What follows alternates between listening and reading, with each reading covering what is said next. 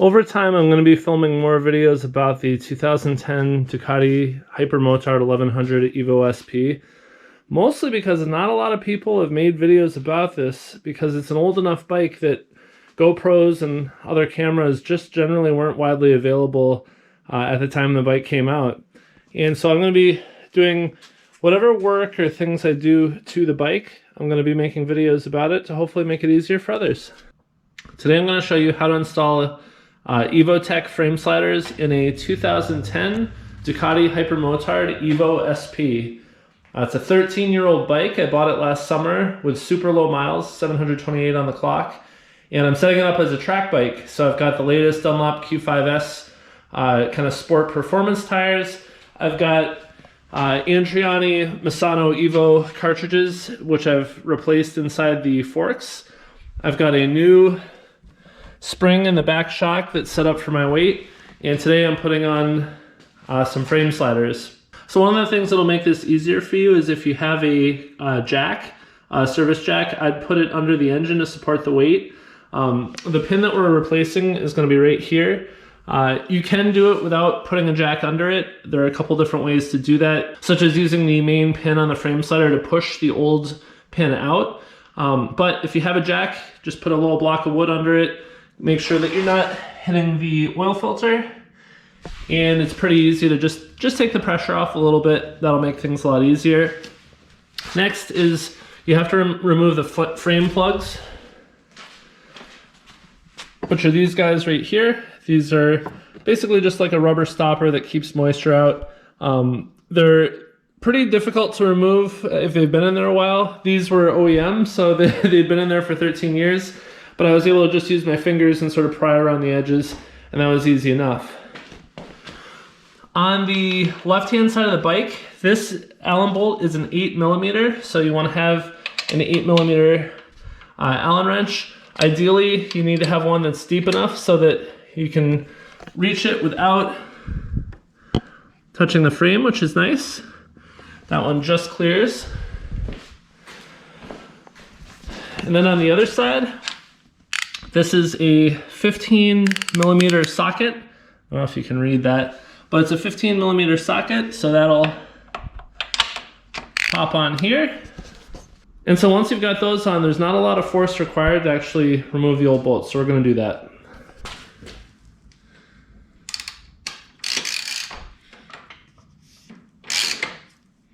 I'm holding the Allen wrench on the other side.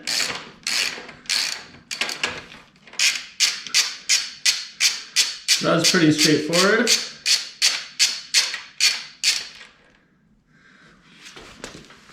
Here's the nut that comes out. The center of the bolt has a detent, and so in order to get the bolt out, basically, I'll try to do this. You're gonna take a punch like this, put it in that detent so you're not scratching the frame, and a couple light taps with a hammer, and that'll pop it right out. There we go. Now if we come around to the other side of the bike, and voila. Pop the bolt out. Put it with the nut from the other side. All right, and now we're gonna do the install. So one thing to note is that the new bolts right here are 19mm bolt, and they are on both sides. Now there's a little bit of a challenge here. So the inner diameter here is pretty narrow, and so I've got two different 19mm impact sockets here. Now we'll show you.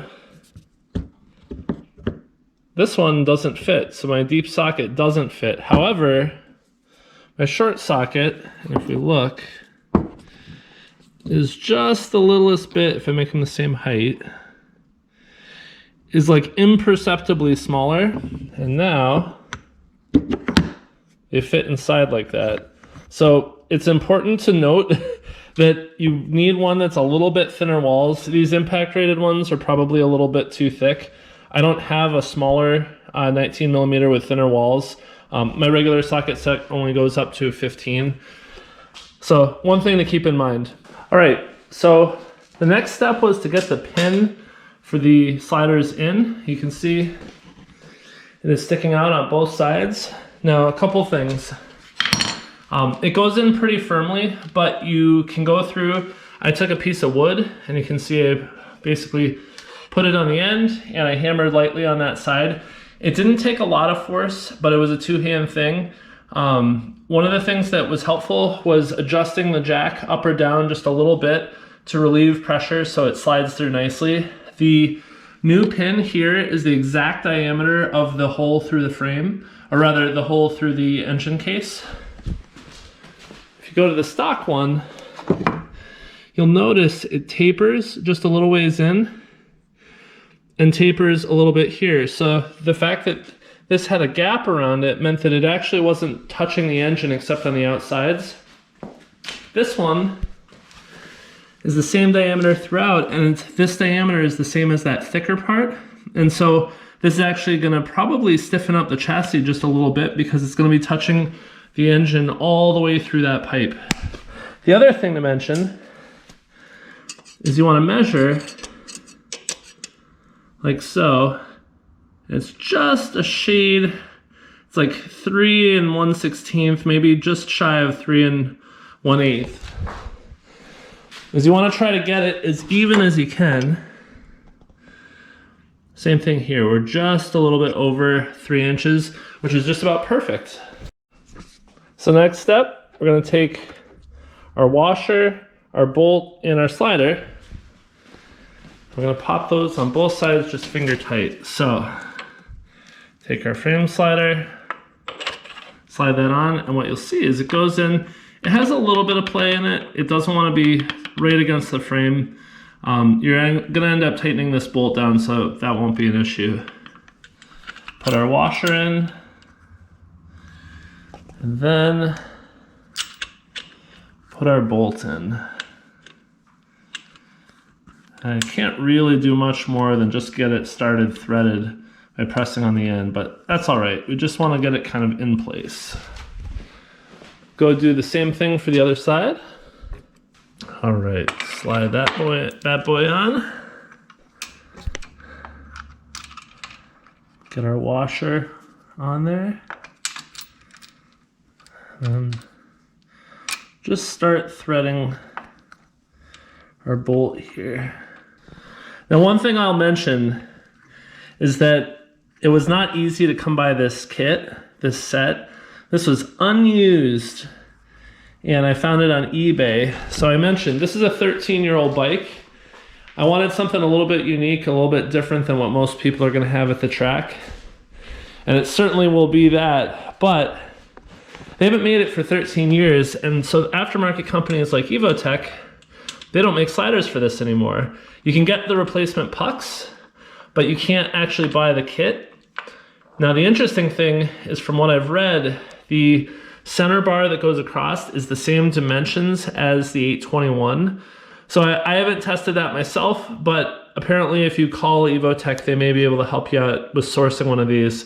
I got mine from somebody who had a Hyper 1100 over in Norway. They never ended up putting the kit on it. And so I ended up getting the entire kit, unused, unopened. I guess this must be in Norwegian, I think. But I was able to get the entire thing set up for my bike. Brand new and unused, still in package. So these are also, this is for the front wheel, this is for the back wheel. Back wheel I'm not gonna put on until I'm actually at a track day, because I use my rear stand that goes in the rear axle. The next thing to mention is that you need to tighten it to 60 Newton meters or 44 pound-feet of torque.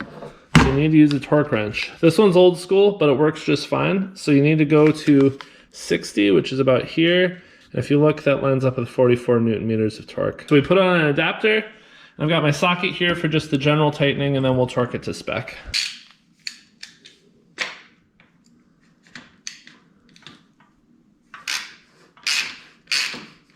So I ran into a little challenge.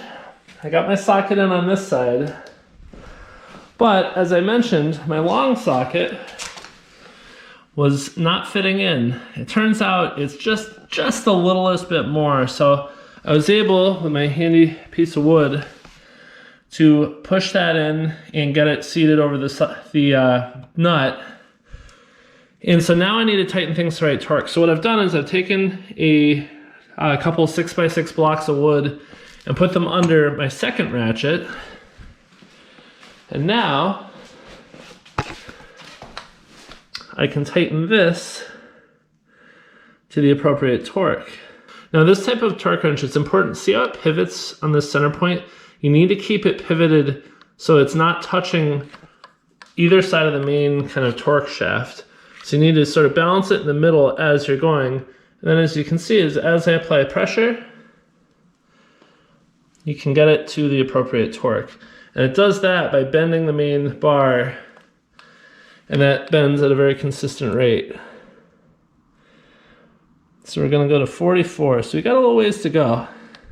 I've now moved the wooden block to this side. I no longer need the jack. So I've basically reinforced that one. They should be the same torque or close to it, but you always want to double check. All right. Should be at or near the same torque. Perfect. Off camera, I used both hands and just made sure it was exactly right. It's hard to hold it with one hand while I'm filming. All right, so we're at the right torque specs. We've got both of them installed. The front spindles are pretty much the same setup as the larger ones. You have your main pin, you have a washer, and you have a lock nut that has a little nylon kind of insert that'll prevent it from spinning back off. You need to tighten them to 8 Newton meters, so whatever that converts to in pound-feet. And it's basically the same process. Now, one important thing to note is that the two spindles are actually keyed. Notice how they're different sizes. So what I mean by that is that the inner ring here, this is the one that goes on the driver's right-hand side. But if you take a look, it doesn't fit in the hole here. If I take the other one, which is for that side, you'll notice that that actually goes in just fine. And then if I go to the other side here and I take that larger one, you'll notice that that goes in. Now, one thing to note is that the axle itself is a lot bigger. You'll see that the bar itself is very small. And so what that means is that the bar is going to be floating. So first step, got my washer, my nut, thread that through the small side. Pump. It punches out to the other side. Take the other. Got two sockets, as well as I've got my torque wrench. So first we'll just tighten things to where they're at a reasonable amount. And I'm just going kind of hand tight until I get the torque wrench out.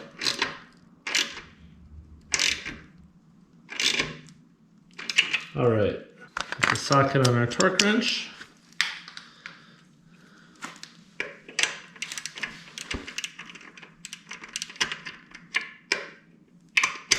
There we go. There we go. That's 8 Newton meters. Those are on tight. Both sides the threads are poking out through the nylon. So that's basically it. That's all there is to it. And so you can see it is now mounted. That took all of a grand total of 5 minutes because there's nothing to remove. And we are in good shape.